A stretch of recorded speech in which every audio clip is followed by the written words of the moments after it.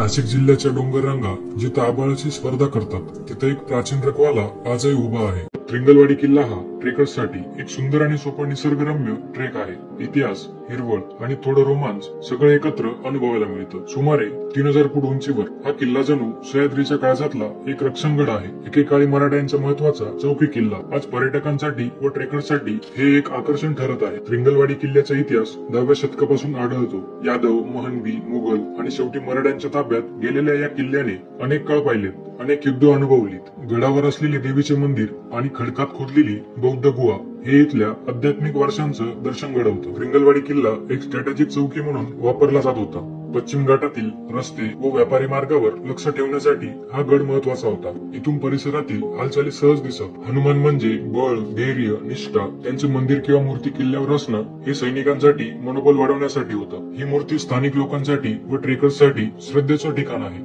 गड चढण्याआधी इथे वंदन केल्यावर सुरक्षित आणि यशस्वी ट्रेक होतो अशी भावना आहे. गड सुंदर आहे, निसर्ग जबरदस्त.